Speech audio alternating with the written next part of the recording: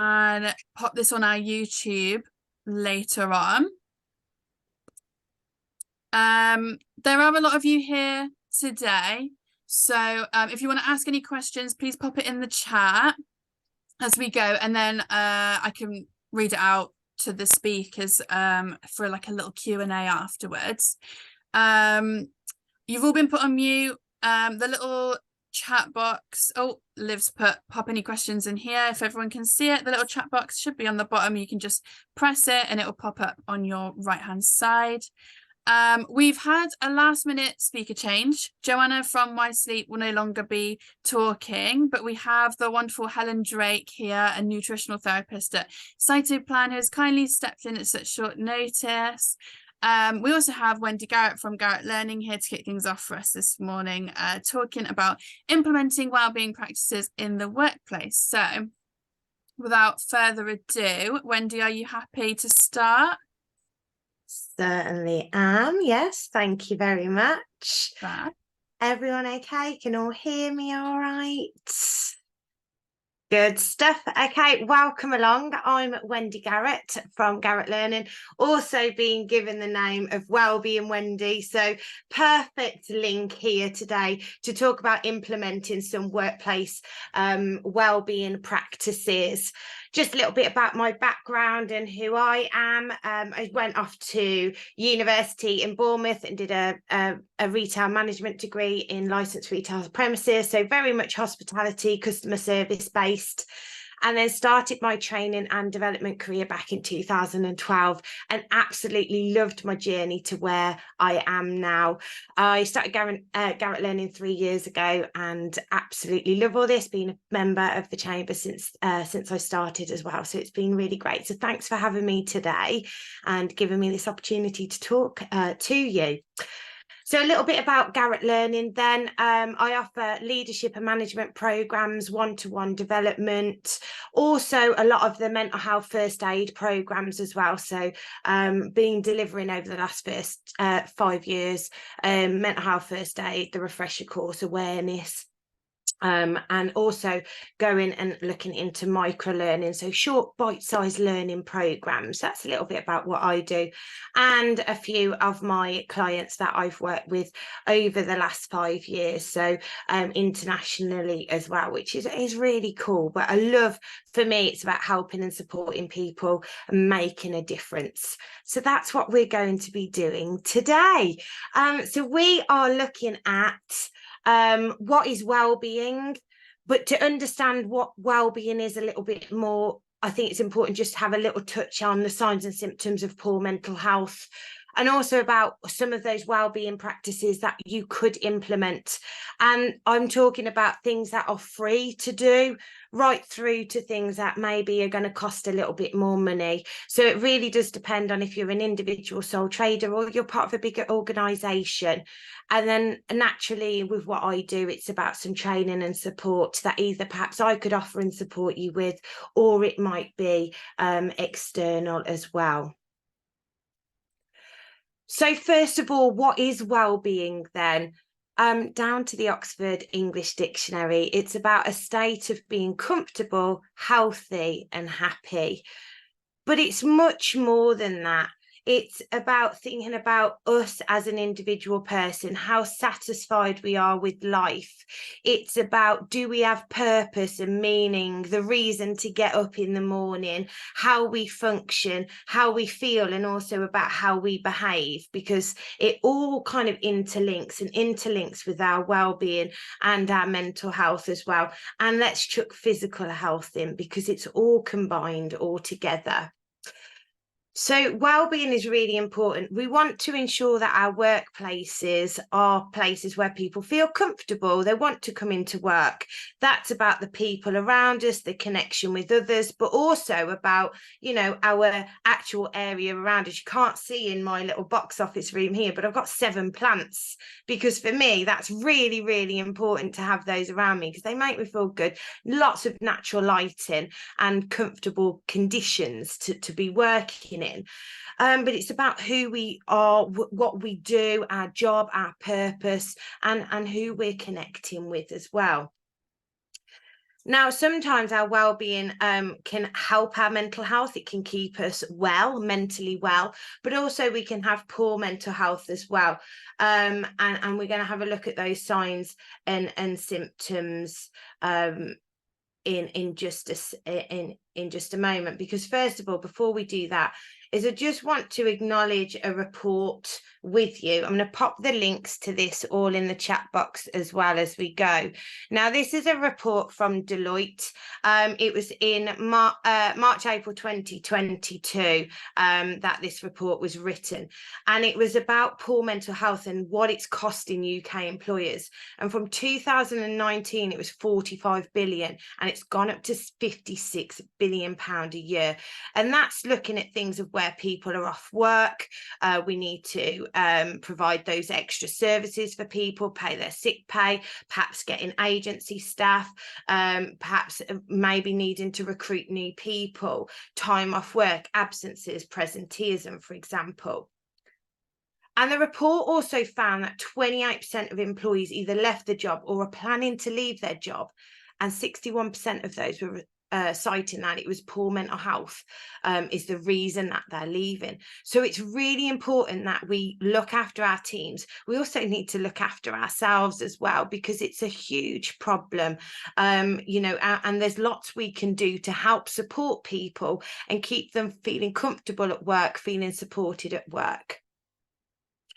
The report also suggests that every £5.30 that you spend on wellbeing and mental health and supporting people, whether that's mental health initiatives that we're going to talk about in a minute, or whether it's about your employee assistance programme and private insurance and things like that, for every £1 you invest, sorry, I've got that mixed up there. For every £1 that you invest, you're actually seeing a return of £5.30. So really, it's just showing us on the bottom line that we should be investing in poor mental health and well-being to actually benefit the business. So not only are we looking after the person, which is so important, but we're also looking after the bottom line of our business, because that is equally important of why we're running our business.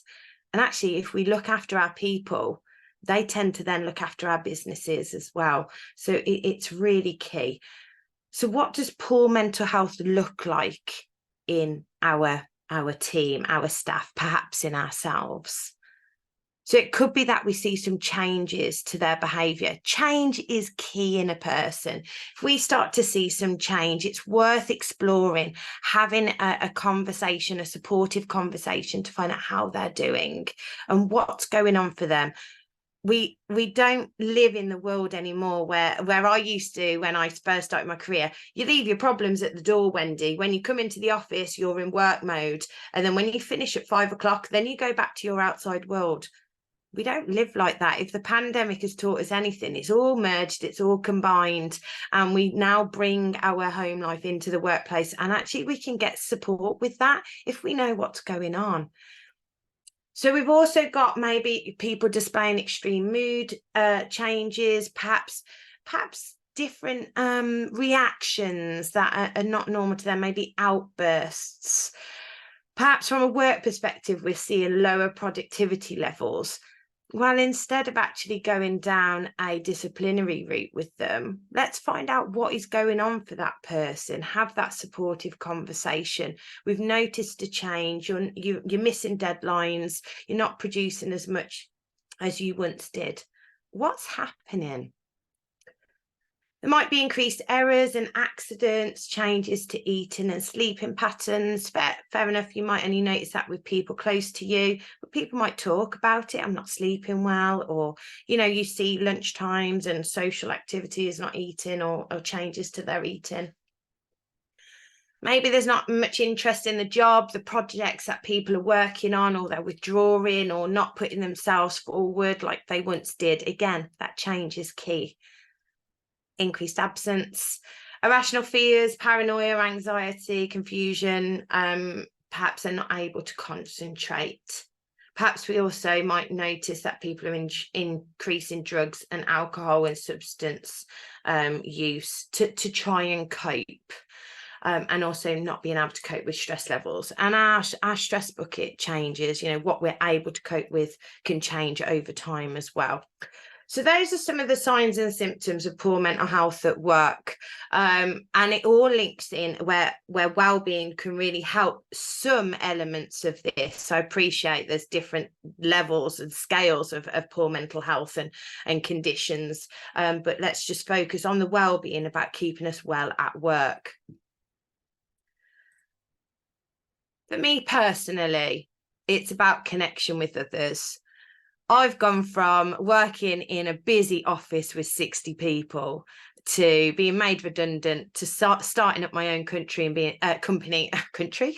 That's a big ambition. And starting up my own business and being here solitary, isolated in some kind of way. I mean, I can see faces on here that I catch up with and have a coffee with or catch up over line. And it's brilliant to have those people in your life. And I think you need that network of people. But you have to make that happen. And maybe we don't always acknowledge the benefit and the power of working and surrounding ourselves with people, or sitting in a coffee shop and just being with the hustle and bustle, or actually going to a shared workspace and meeting with others there. It's so powerful to connect with others, and it's really, really important. So there's a few things from a wellbeing perspective that I'm going to share with you now. Now, these are some things that you might think about implementing, whether you're a sole trader, whether you've got 50, 250 people under you. Some of these things are free. Great. We all like that stuff. And some of these things might cost. So what kind of things am I talking about helping for wellbeing? I'm linking wellbeing in connection with people. So I'm thinking about, why don't we create a lunchtime walk-in group where you meet, if you've got a company. It's optional. People don't have to do it. But actually, if you go out and walk for 20 minutes over a lunchtime, you can really come back feeling really refreshed. Perhaps you set a fitness challenge with people. Technology is great. Set up a Strava group, or a group on your phone, and have a chat and log how many miles you're doing, or whatever level of fitness that you're doing. Perhaps instead of having a meeting in the coffee shop or in the office, have a walk-in meeting. This stuff's all free. Or go and sit in a park on a bench and have a chat. I remember me and my old boss I'd go to London, and we'd just go and sit down by the River Thames and have a chat and have our meeting there, because actually it was really a lot more inspiring to be out and about of the office, and just getting out of that environment. It can be really helpful too. If you've got a team of people around you, start your day sitting down 10 minutes out of your day. Have a cuppa and just have a chat about what you watched last night, what you're up to, what's going on, anything going on in the day that you want to talk about, anything that's happened that you just kind of need to download. Honestly, there's some power in talking to people and sharing some of your problems. So that can be really powerful, to have that cuppa and connect chat. This is one I'm a massive fan of. Having meeting-free days. Pick one day. Let's say Wednesday. Wednesday, as a company, we don't have meetings on a Wednesday. Awesome. I can get some stuff done. And that helps tick off your to-do list. And then you just know you've got this whole day where you can just get your stuff done without having to, kind of think, well, I've got to refocus now and get my head into that meeting. Can we have a meeting-free life? That'd be great, wouldn't it? But I like having meetings with you, Dave. Maybe we need to schedule it wellbeing time each day. There's a company I work with, and they allow all their members of staff to have 20 minutes each day just slotted into their calendar for wellbeing time. They can do whatever they want, have a later start, an earlier finish, an extended lunch break, afternoon nap. It's a wellbeing time. It's up to them. There's also a great app called Action for Happiness. If anybody's ever come across this before, if you follow me, I love it. Action for Happiness, I've just popped the link in the chat box there as well for you. Download the app, use the calendars, share it with your team. It's all free stuff, and it helps. Every day is a point of happiness, or do something that will encourage well-being, gratitude. So those are some things that you could do that are kind of free costs.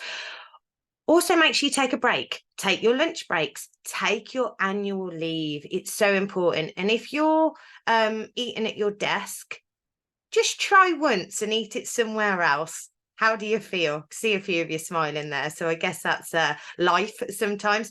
But your team will watch you eat at your desk and they will do it. And they won't feel like they can perhaps take a break sometimes. So I dare you today. Try it. Try it out. What else have we got then? We have got some other stuff to share with you. Let's think about new starters.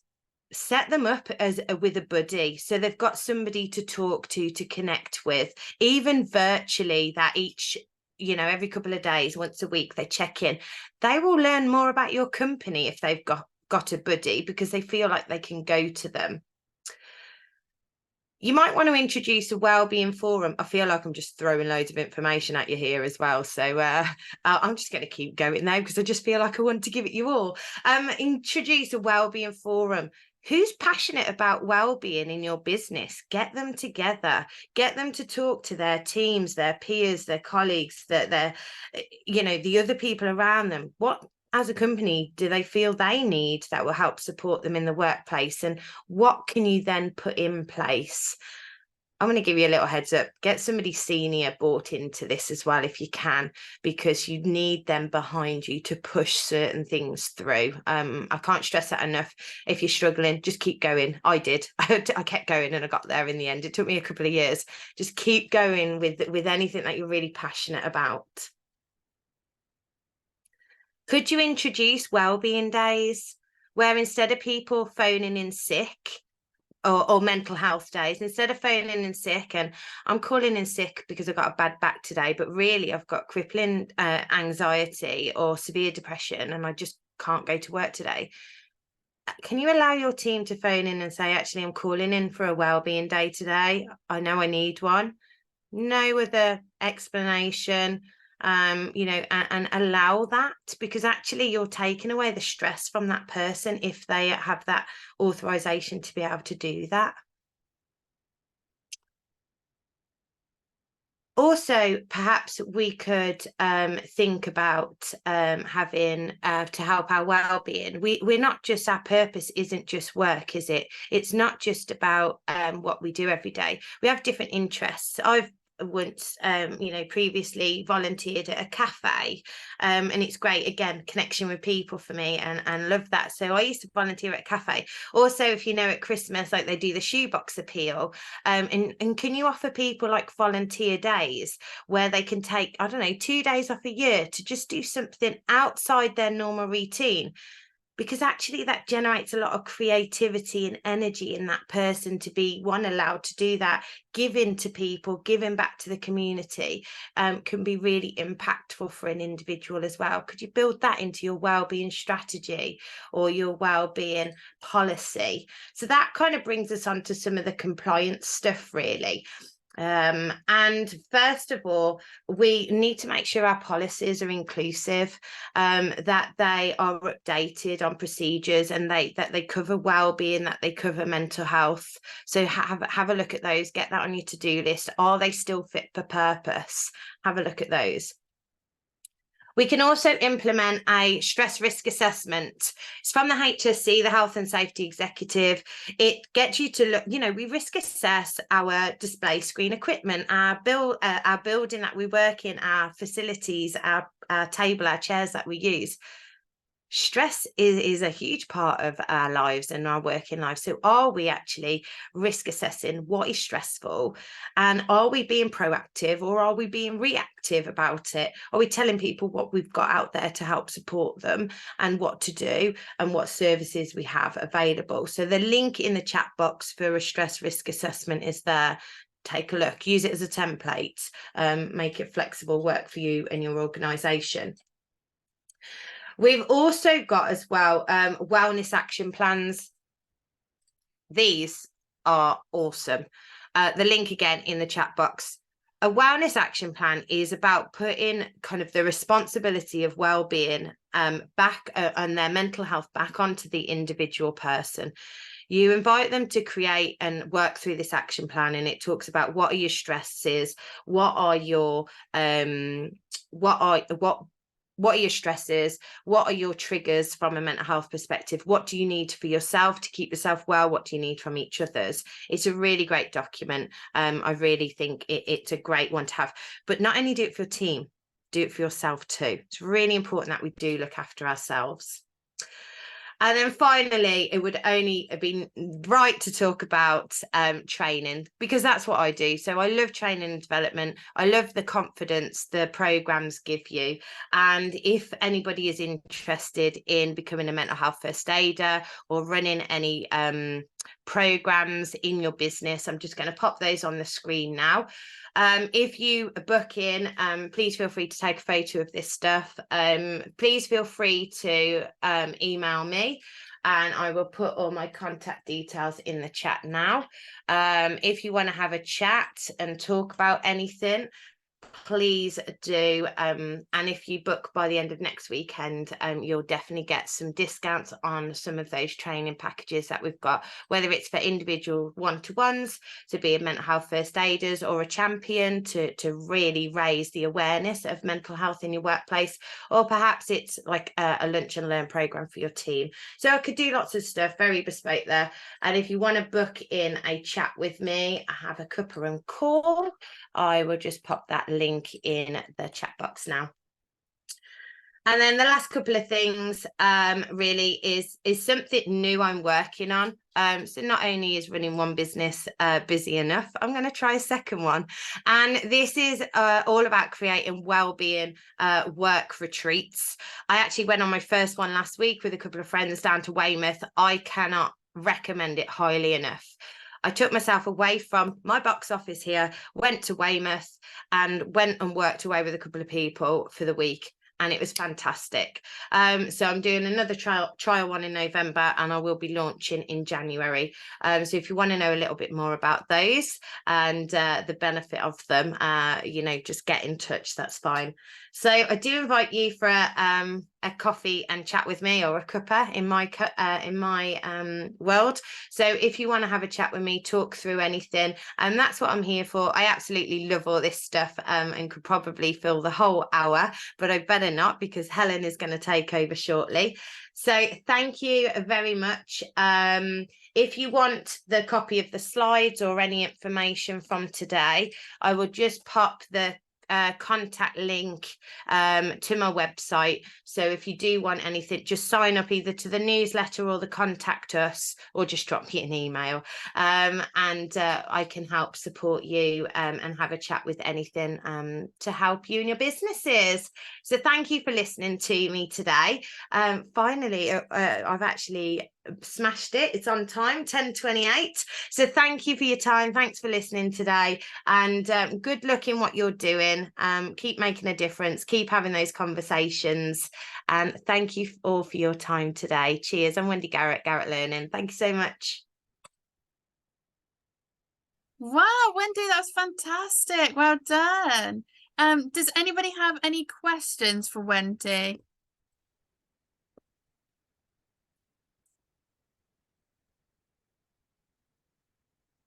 Oh, hello, Liv, go on. Hello. Liv, did you have your hand up? Yeah, you had your hand up.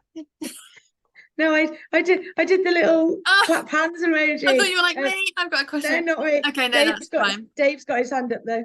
Okay. Hello, Dave. Good morning. How you doing? Good. How are you?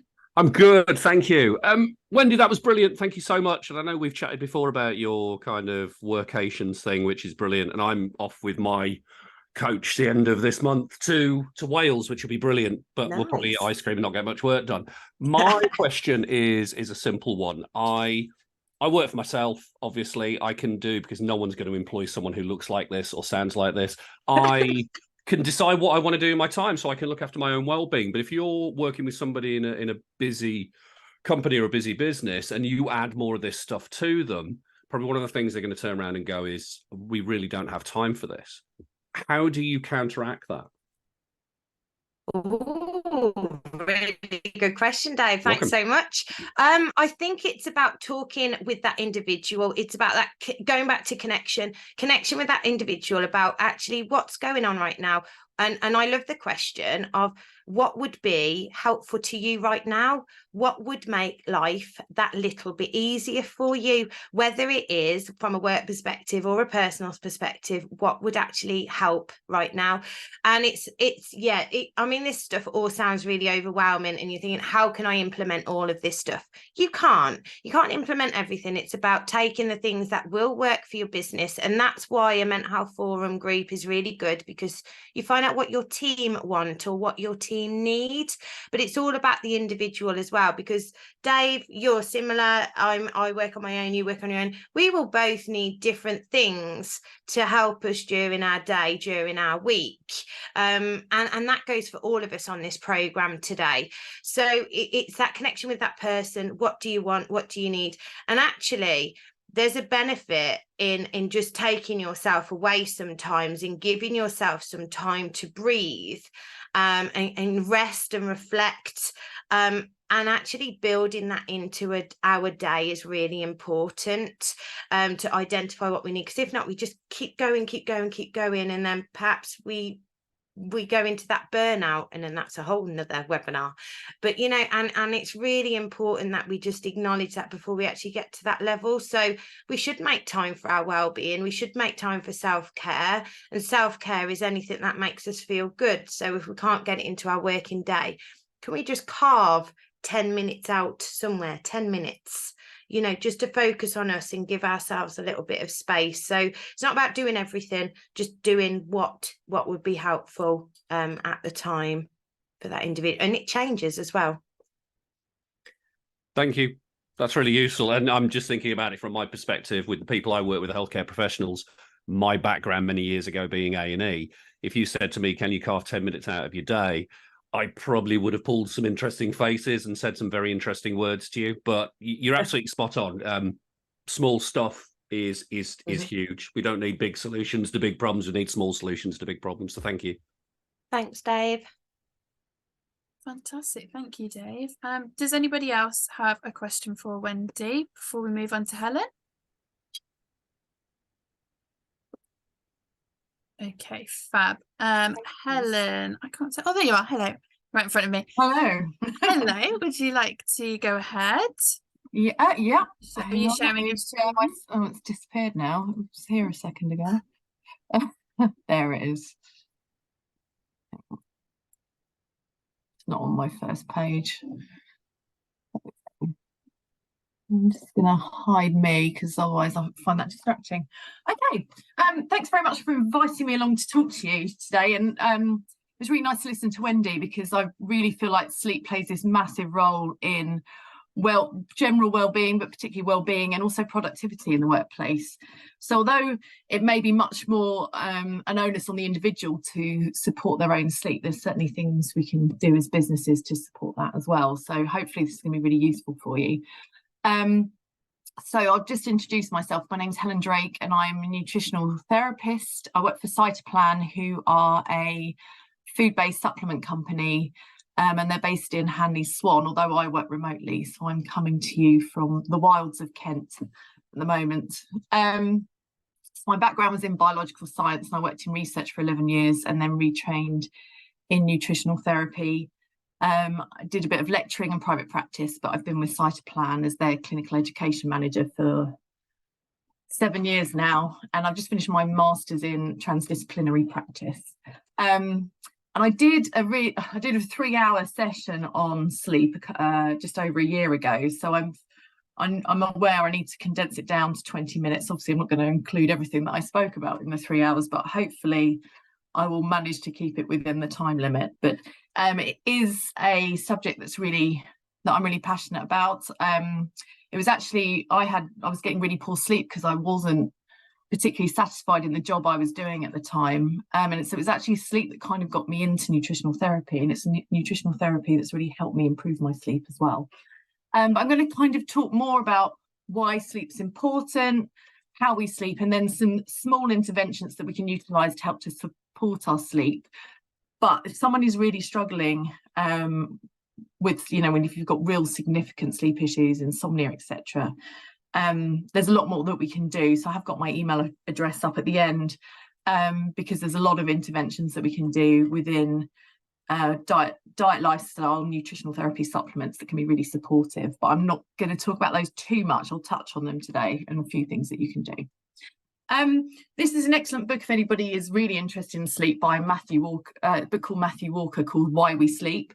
But on the front page, I just really like this quote, so I'm going to go through it. So this is amazing breakthrough. Scientists have discovered a revolutionary new treatment that makes you live longer, enhances your memory, makes you more creative, makes you look more attractive.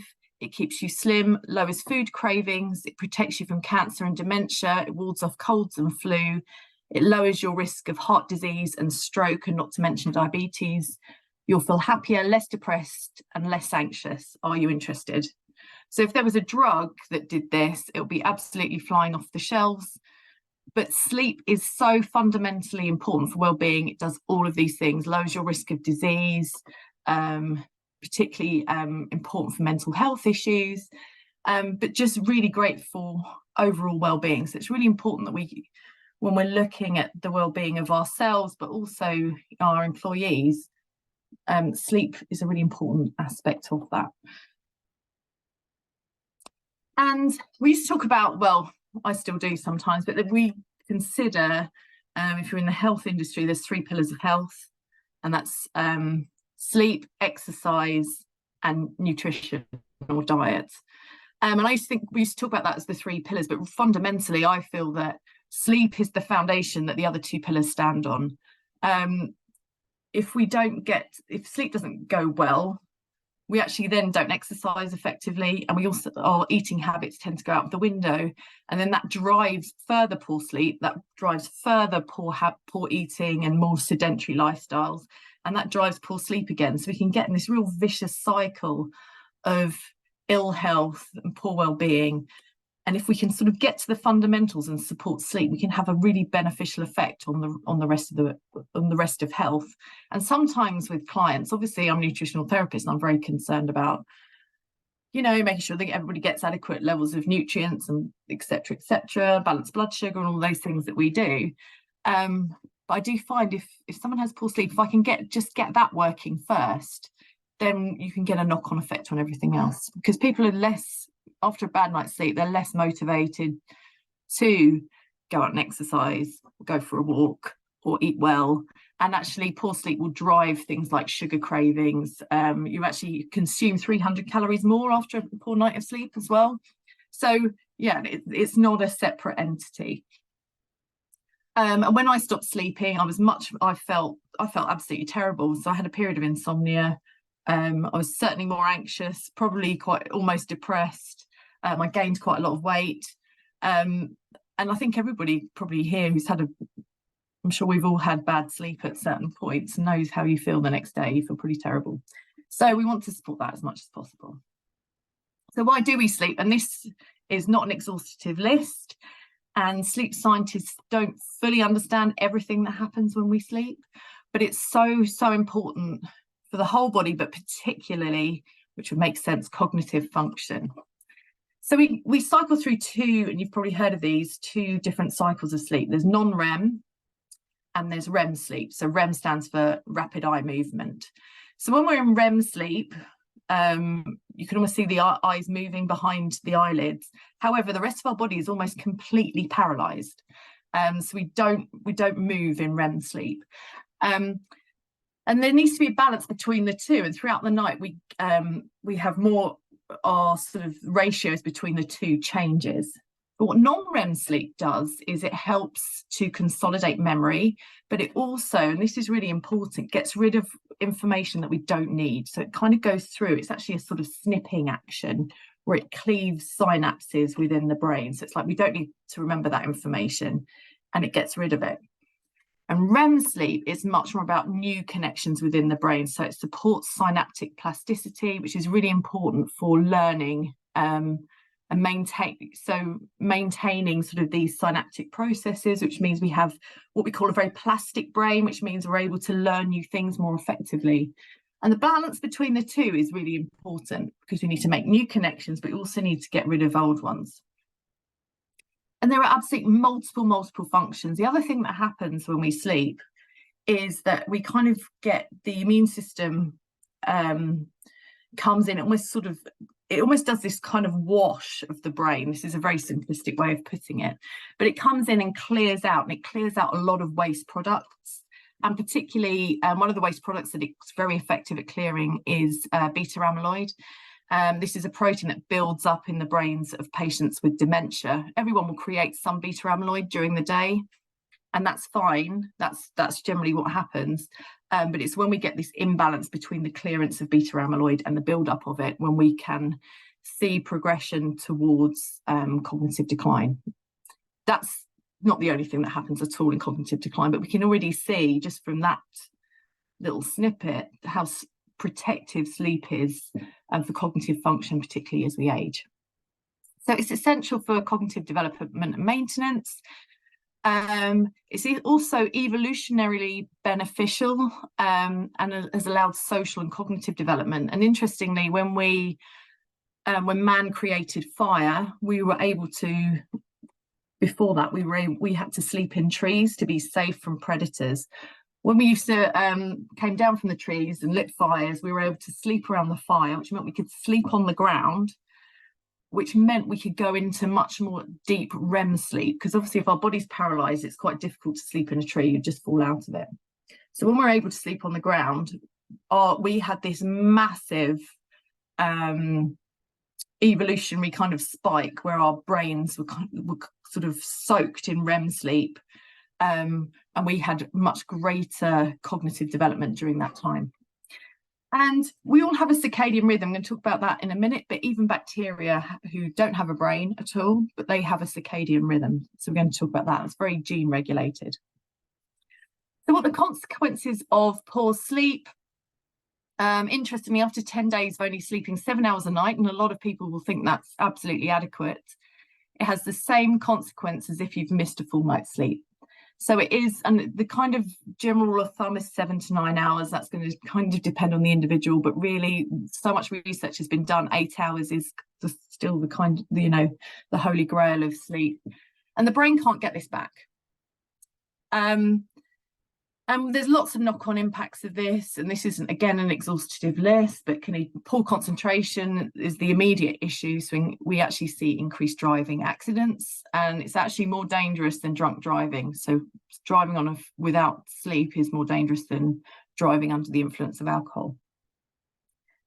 Cognitive decline, psychosis, cardiovascular disease, obesity, diabetes, reduced immune function, as well as fatigue-related conditions, so things like chronic fatigue syndrome, ME, etc., are all associated with poor sleep. So we look at our circadian rhythm, and this is a very simplistic view of this. So there are sort of multiple genes that actually regulate our circadian rhythm. But fundamentally, there's this balance between these two hormones. So cortisol and melatonin. So cortisol is associated with stress. It's actually a hormone that's released when we're stressed, but it's also very important for making us feel awake. And that would kind of make sense, because when we're under a period of stress, we need to be much more alert. We're in our fight or flight response, for example.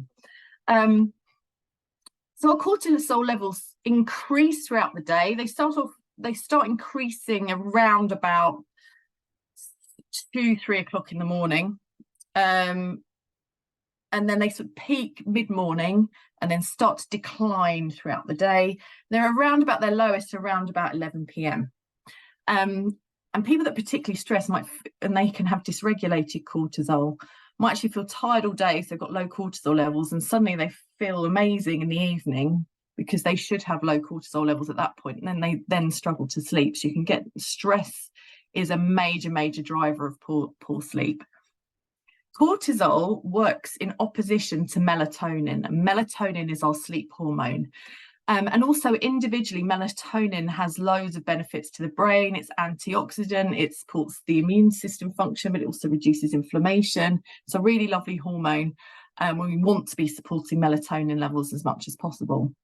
And melatonin levels will increase throughout the evening, again to a peak around about 11 p.m, which should be when our cortisol levels are at their lowest, and hopefully that will initiate sleep.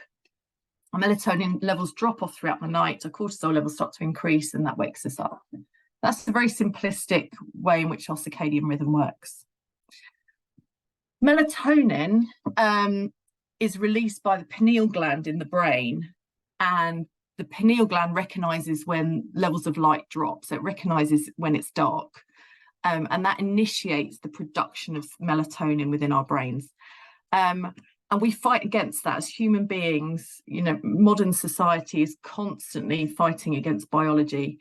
And one of the things, I'm sure the light bulb isn't the worst invention for our health. I'm sure it has multiple benefits, but what it has done is meant that we can get disruption to our sleep-wake cycle because we have artificial light that still goes on. So you know, when we were cavemen, we would sleep and wake by the rising and falling of the sun. We don't live like that anymore, and actually shift work can really be quite detrimental to our circadian rhythm and therefore to our ongoing well-being. So it's really important that if you do have shift workers, you try and support them as much as possible. They do tend to have higher levels of cortisol, their stress hormone, and they sort of break down in their sleep-wake cycle, has a knock-on effect. They're more likely to get cardiovascular disease, for example, dementia as well. So we want to support them as much as possible. That just says it all, really. So I won't go on about that. So throughout the day, we get this build-up of a molecule called adenosine, and this drives our sleep pressure. So when we sleep, we clear this molecule, adenosine, and then it just builds up throughout the day, builds up in the brain during our waking hours until it gets to a point where we're like, I'm really tired, I really need to go to sleep. And you should hopefully feel that in the evening. If you have a normal sleep-wake cycle, your levels of adenosine build up during the day, and that's going to drive sleep. So that's sort of an additional molecule. It's sort of a protein, it's sort of a nucleotide. It's an additional molecule as well as melatonin that helps to drive sleep. Interestingly, caffeine will bind to adenosine receptors and inhibit them. That's why caffeine makes us feel more awake. However, we will still get a build-up of adenosine even if we've drunk caffeine. So as soon as the caffeine wears off, we can get this crash, which is why you can suddenly feel really tired an hour or so after having a coffee.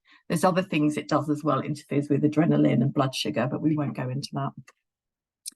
So there's sort of two processes. So this is our process C and process S. This is our cortisol levels, make us feel awake during the day, drop off at night, and slowly increase it.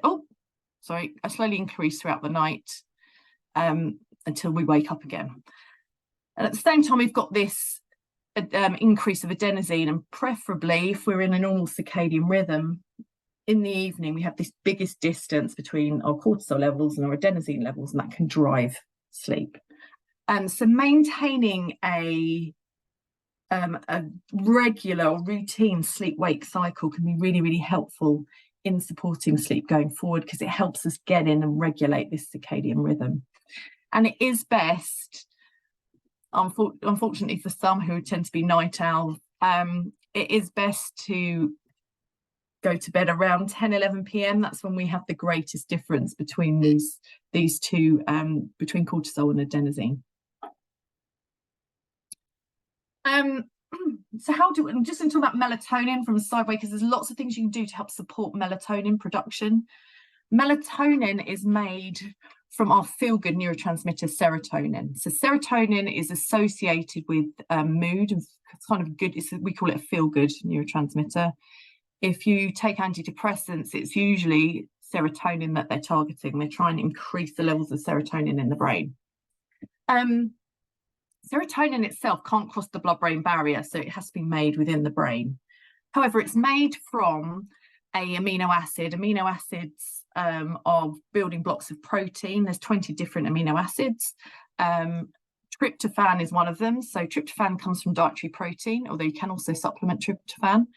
And it's converted into another molecule called 5-HTP, or 5-hydroxytryptophan. And we need lots of nutrients to do this. So we need iron, B3, folate, B6 and magnesium. to convert tryptophan to 5-HTP. Then we need B6 and magnesium to convert that into serotonin. Interestingly, serotonin production is increased by exposure to sunlight or daylight. So as Wendy was talking about, going out at lunchtime, getting in the daylight, particularly in the winter when you're probably getting to and leaving work in the dark, getting some exposure to some sunlight during the day is really useful for serotonin production, and that's going to help with melatonin production. And then, as I mentioned, when the pineal gland recognises that there's a drop in daylight, serotonin is converted to melatonin. And we need B5 and some other nutrients, which mainly come from B vitamins, to be able to do that. But what's really, really important for melatonin is certainly, the availability of protein and the cofactors that I've mentioned, so those micronutrients, the exposure to sunlight, but also the drop in light before we go to bed. So making sure that, we're in darkness at night time. This is a bit of a technical slide, I won't go into it too much, but serotonin is really important for cognitive function, for mood, reduces anxiety, and it improves sleep. One thing that we do a lot to support serotonin levels is to support the gut flora, the bacteria within the gut, because they're very important for the production of serotonin. And although it doesn't cross the blood-brain barrier, it communicates with the brain via this nerve that connects the gut and the brain.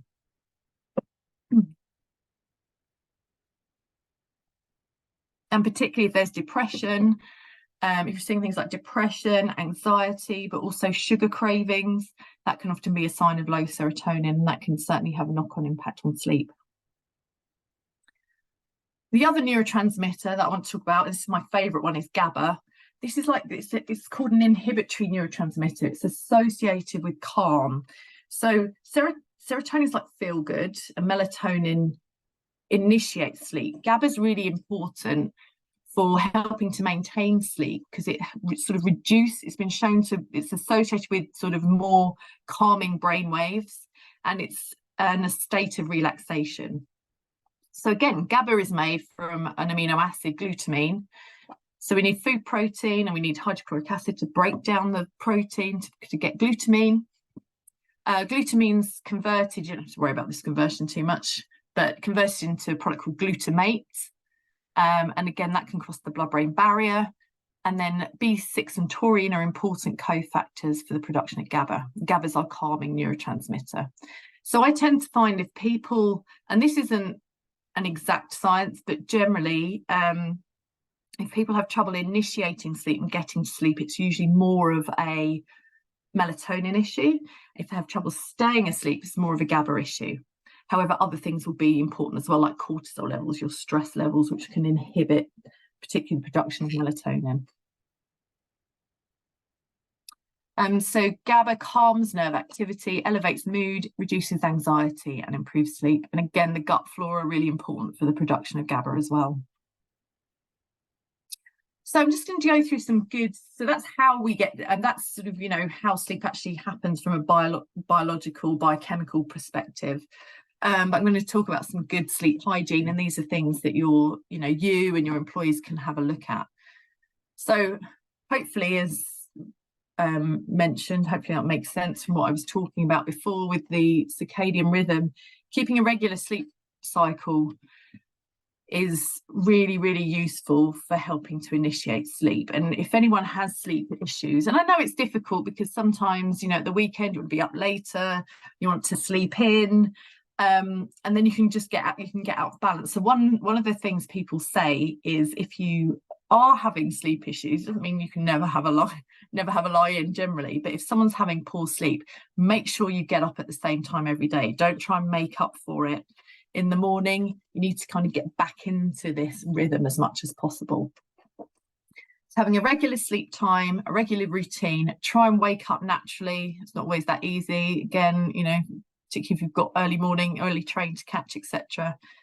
Quite important, no heavy meals before bed's a really good one. Try and leave 3 hours between eating your dinner and going to bed. When you consume food, it increases insulin, which is important for blood sugar regulation. Insulin inhibits the production of melatonin. So not eating for about 3 hours before bed can be a really useful one as well.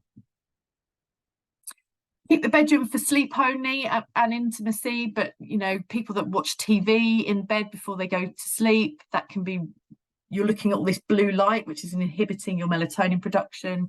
People that work in bed, you know, you need to sort of have a separate work and sleep environment, because that crossover will increase your, you know, just naturally or subconsciously increase those stress hormones.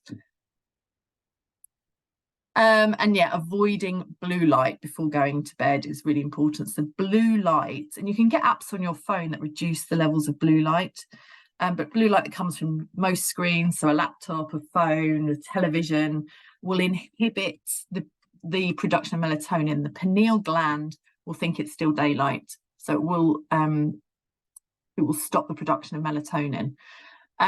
So the recommendation is at least 30 minutes before going to bed, make sure there's no exposure to screens. That's the minimum. This is I'm seeing a real big problem. My son's just about to turn 13. I don't let him have screens after a certain time, but I see it with his friends. This is a real big problem, is availability of phones late in the evening. And teenagers sleep-wake circadian rhythm shifts later anyway. And it's sort of an evolutionary process. They can be a bit independent from their parents. So that if you do have teenagers, that's partly why they want to go to bed late and then lay in more in the morning. Their circadian rhythm naturally shifts. Relaxing bedtime ritual, things like baths. Epsom salts in the bath are really useful because the muscles can absorb magnesium, and that aids muscle relaxation. And also when you get quite hot, it brings the blood vessels to the surface, and when you get out of the bath, that actually cools the body temperature, and that helps initiate sleep, because your body temperature will naturally drop slightly overnight. And if you've ever had to stay awake all night, I find that I often feel really cold at a certain time. Stress management, so useful, and this is something that you guys can look at implementing. Obviously the things that Wendy was talking about be really useful, but other things, meditation and mindfulness, aromatherapy, so lavender's a great aromatherapy for creating relaxation. Simple things like comfortable mattress and pillow, and Epsom salts that I've mentioned. Make sure the room's cool. Often having the window, if there's no noise pollution, an open window can be very useful as well. My favourite subject, and touch on diets as quickly as I possibly can. This is like nutrition 101. I've already mentioned not eating 3 hours before bedtime, because it's going to increase insulin levels. Maintaining a balanced blood sugar is very important. So if you eat something sweet or sugary or refined white carbohydrates, so white bread, white rice, croissants, cakes, biscuits, etc., they're very high in refined carbohydrate or sugar, so you get this peak in blood sugar. When your blood sugar goes up, the body releases insulin, which draws sugar back out of the blood, and you get a crash, and you feel tired, you feel hungry, you probably want to eat something sugary again, which you do, and then you go back up. You can spend a lifetime on this, what we call blood sugar roller coaster. So it's a relationship between sugar and insulin. If you do that for over a long period of time, it drives obesity, but also diabetes, cardiovascular disease, and dementia. So the brain becomes insulin resistant about 20 years before you would be diagnosed with something like insulin resistance or diabetes. So the brain is very sensitive to sugar, and again, that's really important for helping to maintain adequate sleep cycle. So ensuring you have, opting for whole grains with healthy fats, so things like oily fish, avocados, olive oil, nuts and seeds, and then with a good source of protein, so eggs, meat, fish, things like nuts and seeds, again, legumes, and then lots of fibre particularly from vegetables. Trying to get most of your fibre from vegetables over whole grains helps to stabilise blood sugar. It slows down the release of sugar into the blood. I would talk about this more, but I haven't got much time, but that's fundamentally what you do, stable blood sugar levels, or what's known as a low glycemic load diet. Things like the Mediterranean diet are really useful for that as well. It sort of takes it a little bit of a step further. Nutrients that help with blood sugar regulation: chromium, magnesium, zinc, and alpha-lipoic acid are particularly important. Magnesium is one of my favourite minerals. It's found in dark leafy greens. So good for you. Epsom salts and dark leafy greens, that will improve your magnesium levels. And then anti-inflammatory diets, which is pretty much what I've talked about. Optimizing gut health is really important. Using something like live bacteria supplements can really support the guts. But what's been shown to be very useful is a really diverse plant. When I say plant-based, doesn't mean that you have to be vegan, but a diversity of plant-based foods into the diet. So there's a researcher called Tim Spector, and he's looked at using 50 different plant-based foods a week in the diet, which sounds quite difficult, but you can include things like herbs, spices, seeds, etc. And that's been shown to be really useful for promoting a diverse balance of bacteria within the gut. Omega-3 fatty acids from oily fish, again, dark leafy greens, you can't go wrong with them. Chia and flax seeds is useful.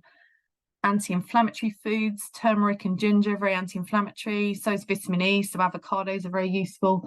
Again, I haven't talked about inflammation much, but if we're in a pro-inflammatory state, that can be associated with neuroinflammation as well, which can drive particularly imbalances of neurotransmitters associated with depression, anxiety, but also poor sleep as well.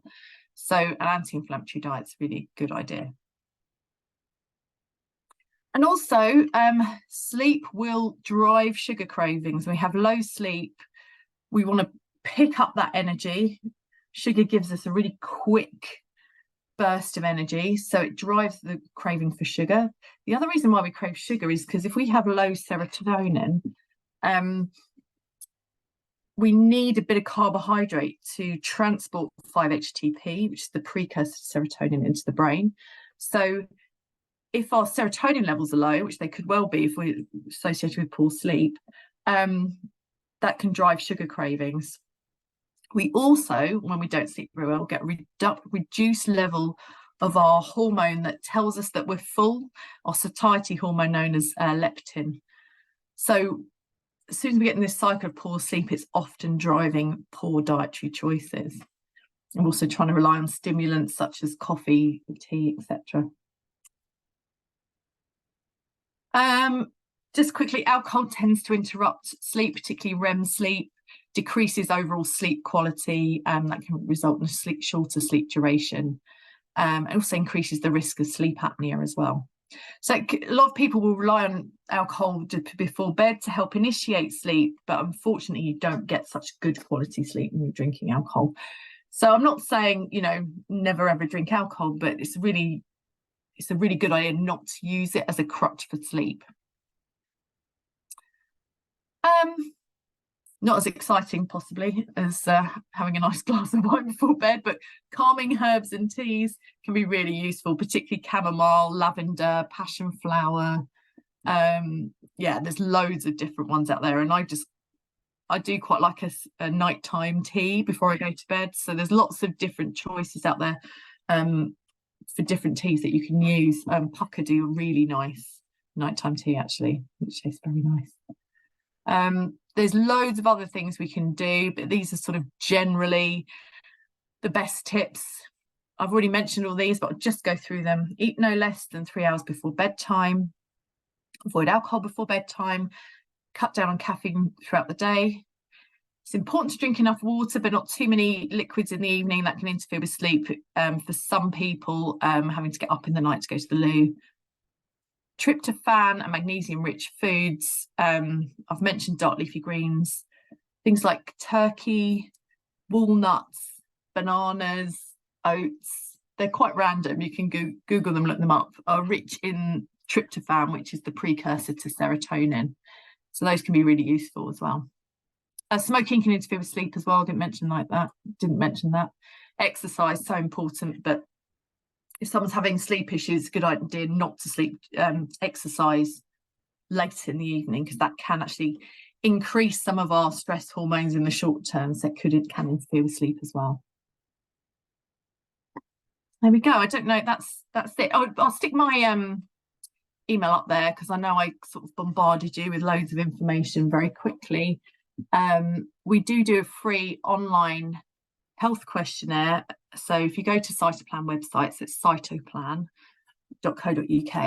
go on to nutrition advice, there's an online health questionnaire, and if you have specific conditions to do with anything but including sleep, you can fill in some confidential health information in there, and you'll get a full assessment by a nutritional therapist. And also, if there's any questions, obviously I'll take questions now, but if you have anything else later on, then please feel free to send me an email. I will stop sharing. I'm happy to take any questions. Brilliant, thank you, Helen. We'll just take a quick couple of questions because we have run over. I thought I would do, sorry. That's okay. We've got Laura with her hand up. Can you see me or hear me? Hello. Yeah. Hello. Just a quick one. Thank you so much. That was fascinating, and I've got loads of kind of resolutions now, starting from right now. Just a quick one. So I'm from Lucan Hygiene. At least 2/3 of our workforce are shift workers. So 6 to 2:10, 10-6, so through the night. You say, I mean, obviously we have a responsibility, we want to support our shift workers. I'm assuming this is just kind of in terms of educating them. Are there any resources that either you can provide or you can recommend for us to sort of educate, help support our shift workers? Well, I think it's so what is important, obviously awareness. It's important to realise that their cortisol levels are going to be just out of function fundamentally. So there's lots of things we can do to help support that from a nutritional basis. I probably can't go into them all now, but I'm happy if you email me, I can send you some things that you can do. So it is being aware. Are they always on the same shift? Because that's sort of what kind of is the most disruptive, is right, the changing. Yeah. So the night shift are always on nights, but we have alternating. So the 1 week people will start at 6 in the morning and work till 2 in the afternoon, and then the following week they'll do the 2 p.m. to 10 p.m. shift. Yeah. That's not too bad. It's more the night shift workers. So they're going to be they've got this disparity between basically their melatonin and their cortisol levels. So what we really want to do is support the sort of calming of the cortisol levels. So there's lots of things you can do with things like adaptogenic herbs and maintaining a routine. I know that's sort of more on them, obviously. And it's going to depend on the individual, how good they are at then catching up and what they do sort of outside of their shift work as well. But I can put some, if you send me an email, I can put some things together to help. Yeah, will do. Thank you. No worries, you're welcome. Thank you. Elizabeth Priest has got her hand up as well. Oh, you're on mute, sorry. There we go. Many thanks, Helen. Really appreciate the kind of evidence-based approach. Really appreciate that. And it was continuing the conversation really before Laura started around that shift working piece. And I think clearly the concern around the health impacts in terms of night working for so many workers, as we've become such a kind of 24-hour-a-day society, and how do you see a future in terms of that and some of the employers' responsibilities and how that's going to pan out? Yeah, but I mean, potentially that's probably not my area. My main focus is always on health, and I don't sort of work in that side. But yes, I would imagine, certainly, and knowing what the impacts are. So there's lots of other. Poor sleep isn't the only driver of all those other things. So using other things that help ameliorate cardiovascular disease. So looking at that blood sugar regulation, or looking at supporting high levels of cortisol, etc., can help to protect them. But it's what the employer's responsibility is going to be going forward. I imagine it's probably going to increase, just knowing how the political agenda is going forward. But yeah, from my point of view, I can just give support as to how you can help ameliorate those things that puts them at an extra risk, because it's all just it's all just biology that you can, well, I don't mean it's all just biology, but what you've got is high cortisol levels that aren't in balance with your melatonin levels, and that's going to drive inflammation. So you need to just be really aware of the other things you're doing around that, and it's going to depend on how well they are at managing it as well, and those sorts of things. But there's certainly tips that we can use. Yeah, I don't know if that sort of answers your question. Yeah, no, it's a really interesting subject area, I think, and I think it's just the early stages really of us really appreciating. I think Sweden and things are a little bit further advanced in terms of how it's panning out over there. But yeah, it'll be an interesting one to watch. Yeah, thank you. No, you're welcome. Thank you so much. I am going to have to stop it there for questions, but if you do have any burning questions, let me know, send me an email and I can put you in touch with Helen. So that takes us to the end of our event. I just want to say another big thank you to Lookout Hygiene for sponsoring and supporting us. The next one is in November on the 28th at University of Worcester. I am going to send a follow-up, hopefully with the slides, as long as Wendy and Helen are okay with that. This is being recorded, it's going up on the YouTube. So yeah, that takes us to the end of the event. Thank you so much everyone for attending, and if you want to come to the next one, we do only have a couple of spaces left, so become really quick to get your space. Thank you everyone, thanks so much. Right, thank you. Bye. Thanks everyone. Thanks everyone. Thank you. Thank you.